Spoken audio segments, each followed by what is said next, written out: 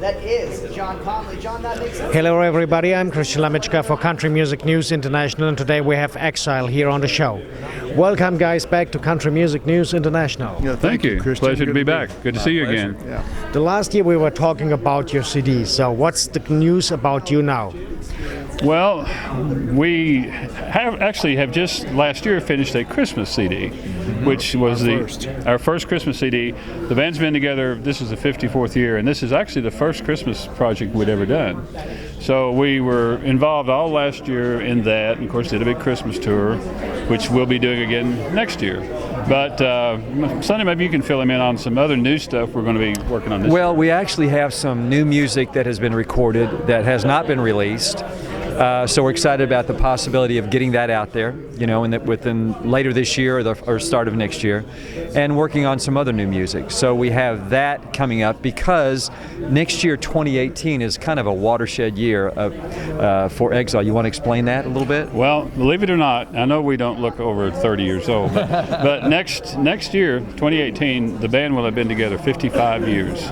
And it's the 40th anniversary of Kiss You All Over, our probably biggest hit. Wow. So we've got a lot of big plans in the works to celebrate that landmark year because, let's face it, not many bands are around for 55 years. Well, it sounds like you're doing a world tour like the Rolling Stones. Well, probably not as big an audience as the Rolling Stones, but we would actually like to do some international dates if possible. Yeah, so absolutely. love to come to Germany. You know, if I may say, we were in Germany years ago doing a television show called Disco 79. I don't know if you remember that. Yep. And they were the producers of that show were absolutely brilliant. They put the drums down front. That's never happened in our career before or since, but that was just an absolutely brilliant setup. Wonder why he said that, being the drummer, Yeah. Well, there are so many drama jokes. Well, we won't get into those right now. And that's the only time the drums were ever put in front, if you notice. That's right. That did it. Let me ask you, by the fact you're touring now so many years together, what was the best joke each of you made to the other one? The best joke? Yeah. Oh my God. The what? Skag story. Well, I mean, there was a time, Mr. Practical Joker right here. We were in the studio and recording, and he didn't have anything to do for a while, having laid our tracks down. So he had this thing where he would come up behind us. He would make a sign that said, kick me or hit me, whatever. And he'd come up behind us, and plant it on our backs. And of course, we'd walk out into a restaurant, and he's laughing about it because we're walking around with "kick me" on the back of our shirts and stuff. So he was doing that a lot at one time. So it got to payback time. Oh, yeah. Yeah, and Ricky Skaggs was the hottest thing in country music at that time. I mean, Ricky's a friend of ours too, was then. So we come back from lunch, and the engineer tells me that Ricky had called, wants me to bring my snare drum over and do some overdubs. Well, I'm flipped out. This is the greatest opportunity in the world. So I'm going to make this really short. I get in my car, and I'm driving all over town from studio to studio. And every time I get to a studio, they say, Ricky's not here. The studio's down. He had to move to another studio. So we had planned all this ahead of time. So he goes to like 5 studios, and it's pouring the rain. I think he almost ran out of gas.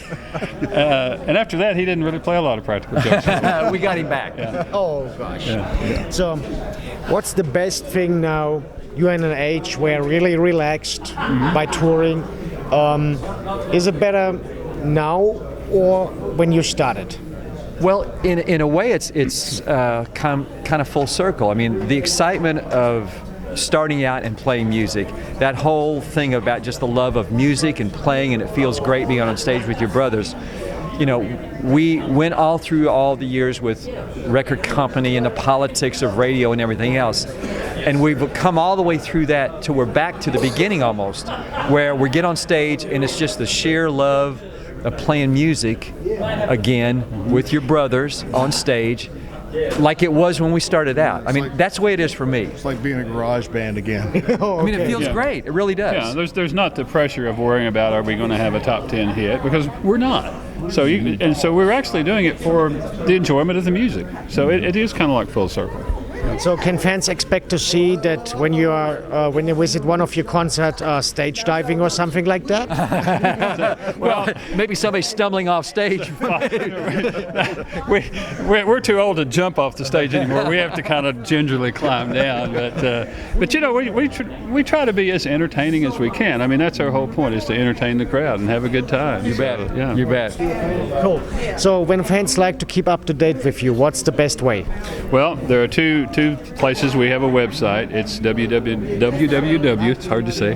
Exile.biz, B-I-Z. But for a more daily dose of Exile, we have a great Facebook page. It's called Exile Band Official. Exile Band Official is our Facebook page. And then between those two sites, we have all our tour dates and merchandise and all that sort of stuff. So, and then people from all over the world follow us on that. And it's a great pleasure to see who watches it. Yeah. So thanks for having you here on the show. And hope to see you soon. Right. Thank you, Christian. It's a pleasure. Auf Wiedersehen. No, thanks. That's German. What does that mean? See you later.